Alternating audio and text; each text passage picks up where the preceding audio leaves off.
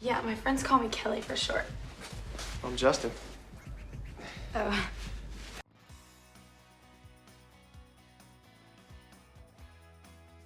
Number 20, Fear.com. I am waiting for you, Denise. Legend says anyone who visits this eponymous website will meet their grisly end in 48 hours. Come and find out. As it turns out, the movie itself does the same thing in 2, just from boredom instead of a vengeful ghost. Despite its intriguing digital setup, Fear.com is a lifeless affair devoid of any real scares, thrill, or intrigue. The one thing that all the victims have in common is the fear of sight. That doesn't make any sense. He wouldn't use the same site twice. Who? The doctor. Who's the doctor? The skeleton in my closet. It's a live cam death site. Neither the script nor the actors are up to the caliber needed to pull off the film's weighty techno ambitions, which makes the dark twist feel more gratuitous than powerful. What are you watching?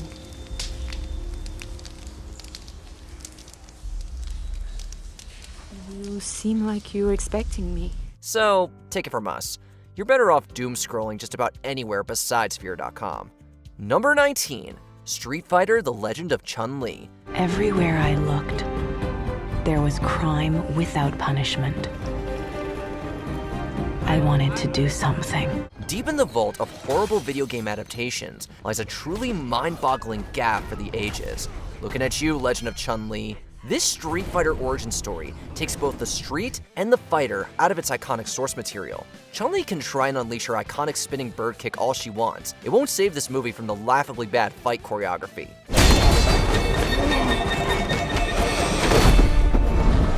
A Street Fighter movie with bad fight choreography. No wonder you wear a mask. I'd hide that face too. How did they mess that up? To say nothing of the script, acting, story, yeah, if you want your Chun-Li fix, just go to an arcade. Number 18, Basic Instinct 2. I believe Miss Tramel's behavior is driven by what we might call a risk addiction. A compulsive need to prove to herself that she can take risks and survive dangers that other people can't. A titillating tale of carnal desire, the original Basic Instinct beautifully towed the line between explicit and entertaining. The same cannot be said for the 2006 sequel. It spent many long years in development limbo, and you could see every one of them in the muddled script. What do I owe you? You don't owe me anything. But if you'd like to call Dr. Gardosh, I'm sure she can help you. I don't shop around. Sharon Stone returns as Catherine Tramell to give more longing stares into the camera, but clearly, the spark in this relationship has long since died. At best, Basic Instinct 2 is a pointless rehash of the original. At worst, it's a laughably over-the-top erotica, more likely to leave you snoring.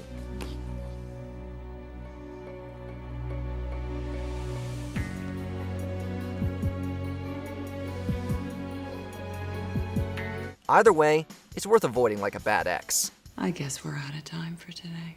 Number 17, The Cat in the Hat. Where did you come from? How do I put this? When a mommy cat and a daddy cat love each other very much, they decide that... No.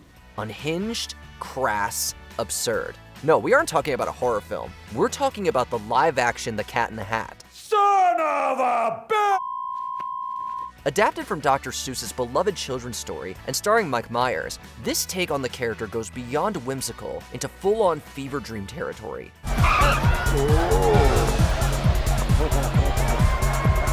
It's bright, it's loud, and it makes absolutely no sense. The end result is a frantic mess of a film from start to finish. We'd say only a kid could enjoy it, but given the overwhelming number of double entendres, they're probably out of luck too. Dirty hoe! I'm sorry, baby, I love you. So, who is this made for again? Are you aware of the senseless wholesale slaughter of the flatulating acid-spitting Zamzizaru? Duh. Number 16, Freddy Got Fingered.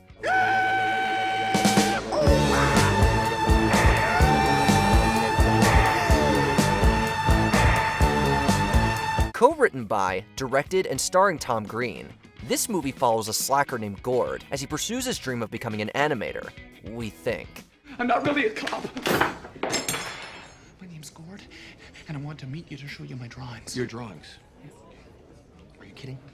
Mr. Davidson, I'm an animator. I've got this show idea I want to pitch to you. It's a cartoon. Okay, it's about this cat. It's got these superpowers that can see through wooden doors. Honestly, it goes off the rails so fast, it's hard to even piece together what's happening in Freddy Got Fingered. Extremely unfortunate name aside, this movie never rises above eye-rolling potty humor and gross-out gags. Oh no, the treasure! It went into that underwater cave! Get out of the toilet! Get out of the toilet! It certainly evokes a reaction. It's just usually disgust, incredulity, or in some cases, both at the same time. Let's just say, if you don't laugh at the movie's title, then you're out of luck. I can't think of anything to draw because I'm so stupid! I'm so stupid. I'm so stupid. I'm so stupid. I'm stupid. I'm stupid. I'm stupid. I'm stupid. That's about as clever as Freddy Got Fingered ever gets. Number 15, Norbit. Of course, it was only natural that Respucia and I would take the next step in our relationship. I now pronounce you man and wife. You may kiss the bride. Do you like Eddie Murphy? Hope so. Yeah. Because Norbit has more of him than you'll need for a long, long time.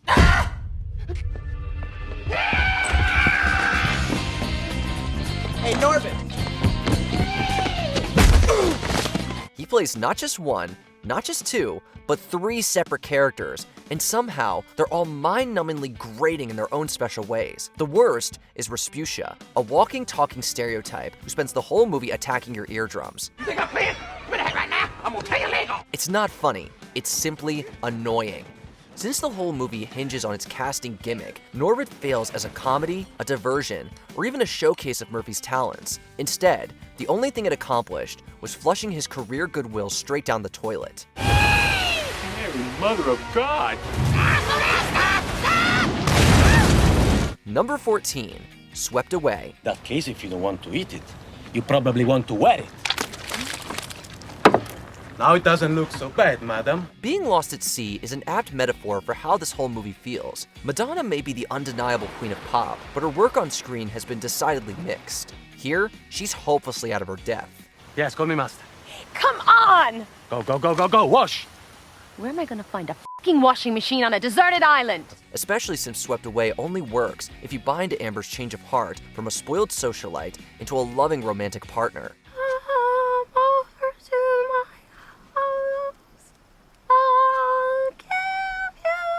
I don't want to hear the sound of dirty cazzinales. I want singing. To be fair, Madonna was fighting a losing battle with this script, which robs the original of all its nuance and gravitas. Which then begs the question, why even bother remaking Swept Away in the first place? No one took a bow for this reimagining, that's for sure. Don't, Pepe. Why not? You say you love me. I want the whole truth. What more proof do you need? I've never been happier in my life. Number 13, I Know Who Killed Me. I want to quit. I mean, I barely made my winter admit to Yale, and I could still blow it. I just need to concentrate all of my efforts into writing. But you have a gift. Someone or something killed poor Lindsay Lohan's acting career, and the list of suspects includes this dreadful film. It could be the tone, which aims for a grounded mystery thriller, but falls flat on its face. Oh my god. Oh my god. Oh. Or maybe it's the nonsensical plotting, which adds ludicrous twists atop ludicrous twists until the whole thing collapses on itself. But in actuality, the real problem is that I Know Who Killed Me isn't just all that entertaining.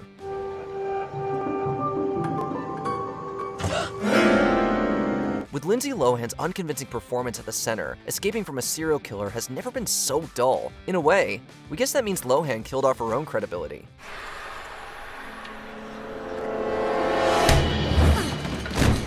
Number 12, Glitter. On a stage, Mariah Carey commands an audience like no other. On screen, though, it's a very different story. Y'all sing? Yeah. Okay. Dance, dance. I do choreography. She does some of the choreography. Wardrobe. Everything. Glitter sees the Songbird Supreme as down-on-her-luck Billy, trying to make it as a singer in the cutthroat music industry. You have an amazing gift and you gotta use it. Love, music, and every cliche imaginable follows. We break down the plot more, but you've literally seen it done a million times before in a million better movies. Usually with a better lead actress, too. Right, nice. Holy cut! Cut. Who called cut? I called cut. Carrie was clearly passionate about Glitter, having workshopped the film for years, and even wrote the movie's soundtrack. Wanna make some music? What, are you kidding me? Great. I'll leave you two alone. Well, Bye, Jack. Come here. Come around. I can't believe this. Have a seat. Wait a minute, was this your idea? Because I really didn't believe it when you said you wanted to work together. Are you kidding me? Of course. I couldn't wait to get you in here. We just wish any of that showed in the exceptionally cringy final cut.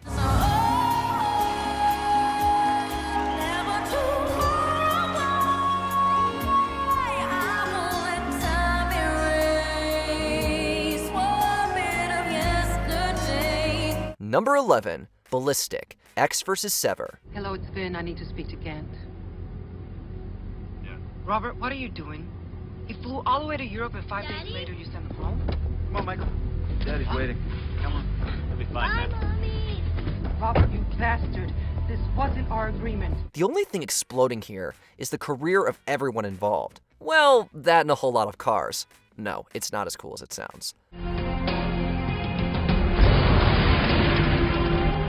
Most of the runtime is actually spent on poorly choreographed fight scenes between the namesake agents, X and Sever. The rest of the plot is basically incomprehensible.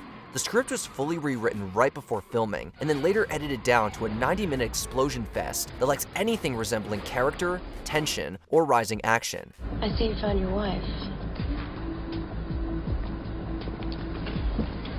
Where is Michael? You can practically see the haphazard production before your eyes in every scene. It's a wonder how Lucy Liu and Antonio Banderas ever bounced back. Take care of your family.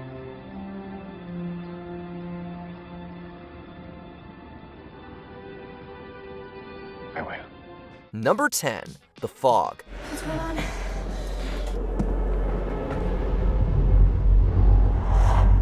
The Naughties were notorious for giving us dozens and dozens of subpar horror remakes and sequels. Although these films can populate their own worst movies list, the biggest offender was clearly this mess of a film.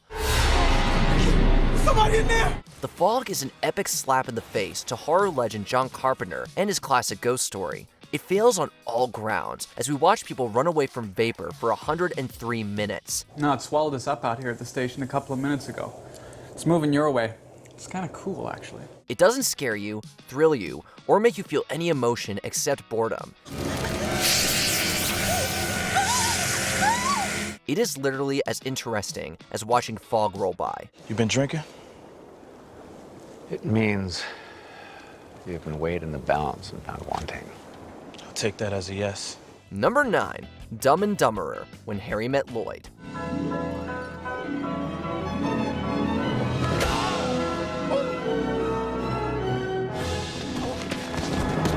There's a golden rule when making a sequel. Don't mess with the original. But there's also a second, oft-forgotten one. Never, under any circumstances, recast Jim Carrey. Ah! Now you have to move your peg 7 spaces and put your shirt on backwards. Wow, you really suck at this game. Somehow, someway, When Harry Met Lloyd strikes out on both accounts. It takes a very specific vision to make dumb as bricks humor work for 2 hours, but here, the jokes grow tiresome within the first scene. Check out that skirt. I mean, it's so short. Where's the flood? And that sweater. It's so tight her milk bubbles are popping out. Loser. Oh my gosh, she's not wearing underwear. Yeah, how dorky is that? I'm wearing 2 pair right now. It's all exacerbated by the very noticeable absence of Jim Carrey, whose comedic timing might have elevated the thin script into something halfway decent. You know what? That's it.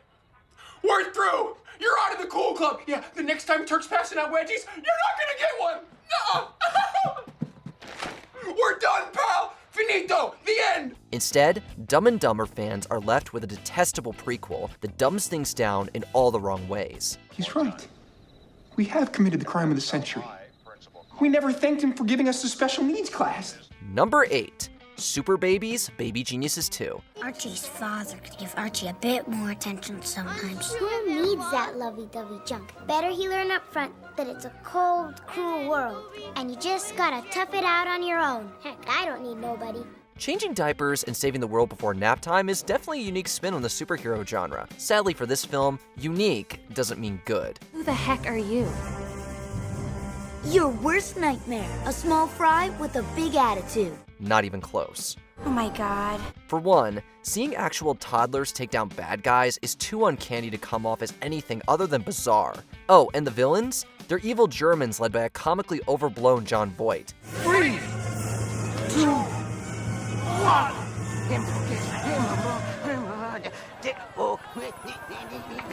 Look! There's Mother!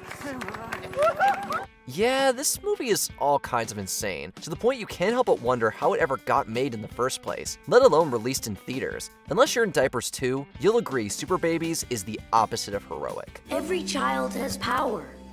All you have to do is believe. Number 7, The Adventures of Pluto Nash. Hey! Oh, I'm sorry. I'll get that. I'm sorry. Oh.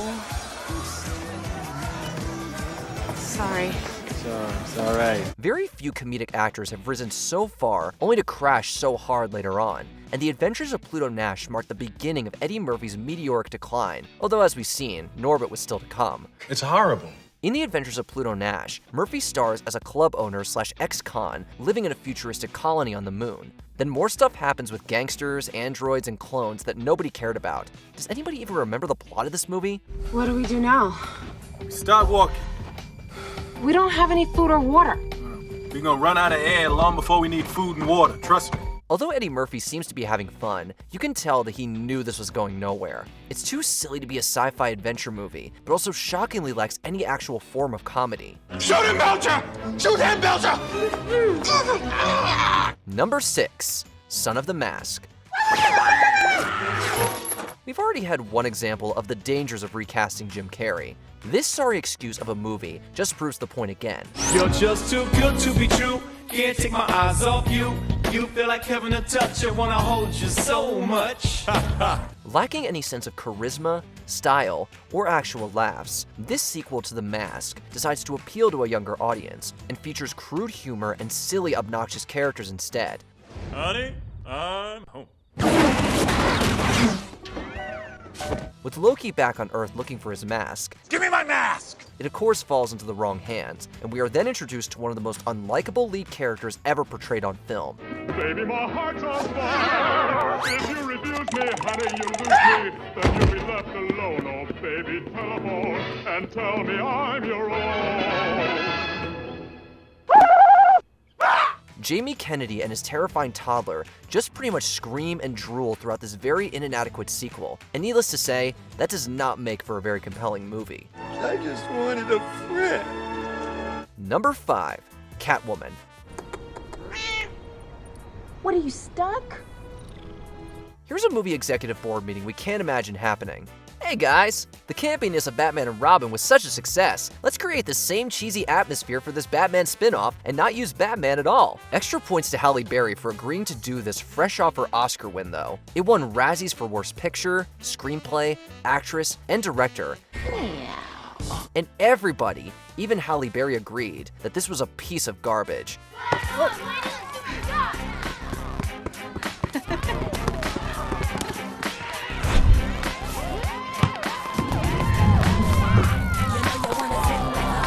Not only did it have barely anything to do with the DC Comics characters, but it also lacked any strong female characters, action sequences, or even a compelling plot. It was me you flushed down the pipes.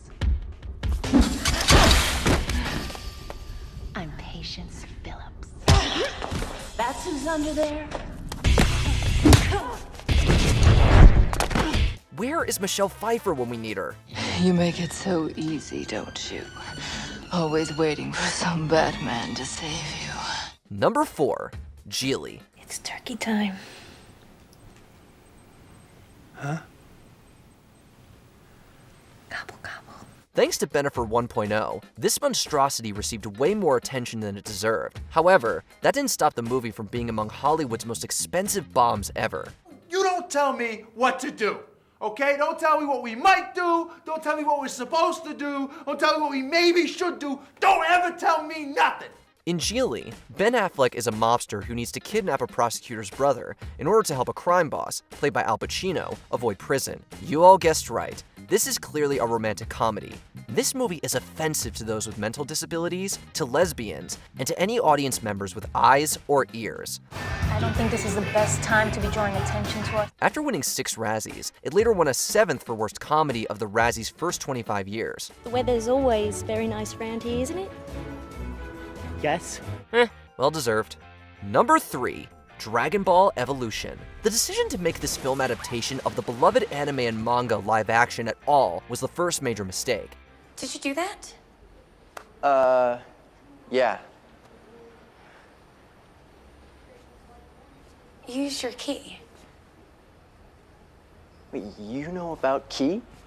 Just because my name is Chi-Chi doesn't make me a complete idiot. Right, because there's a lot stupider names than Chi-Chi. Telling you that they cast Caucasians and Asian roles and employed horrible special effects doesn't even come close to explaining everything else that went wrong. Something's wrong. Dragon Ball Evolution pretty much ignored its source material and created an alternate Americanized universe as we follow a bored and annoying Justin Chatwin as he delivers some of the worst dialogue ever written. I will defeat Ozaru, and I'm here to destroy you. Oh, and there's something about Dragon Balls thrown in there just in case. Fans just want to forget this, and we apologize for bringing back traumatizing memories.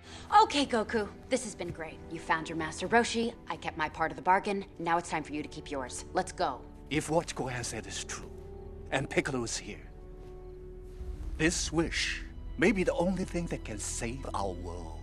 Number 2. Alone in the Dark. Especially known for his video game adaptations, Uwe Boll has built a reputation for directing some of the worst movies of all time, with most of his productions becoming critical and box office disasters.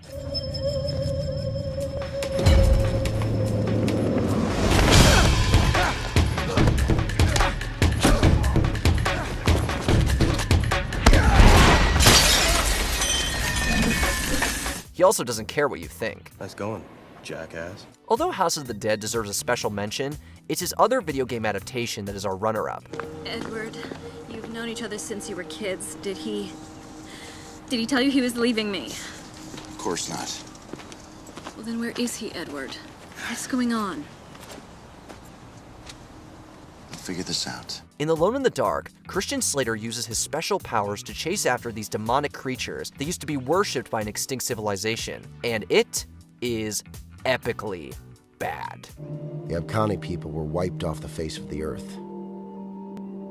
And now, it looks like it's happening all over again. Number 1. Battlefield Earth. Who is responsible for allowing this man-animal to run around unsupervised? The man-animal shot the Wrangler, sir.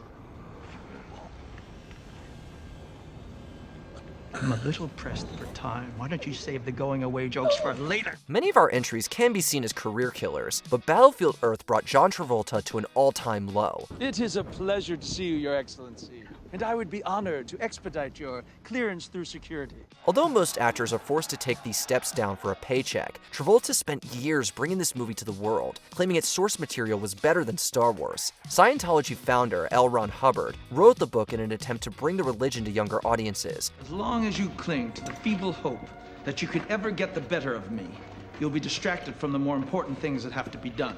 And that book served as the basis of the sci-fi action flick. Needless to say, the world wasn't interested. Since you rat brains have had enough extra time to smelt it into bricks! When the most horrible acting you've ever seen is topped by camera work that'll give you a cramp in the neck, it's not surprising that you have a recipe for unintentional hilarity. The company requires me to vaporize you.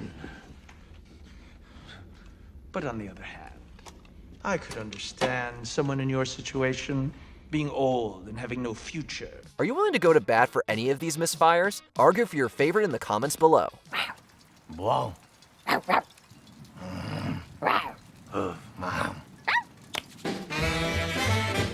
Did you enjoy this video? Check out these other clips from WatchMojo, and be sure to subscribe and ring the bell to be notified about our latest videos.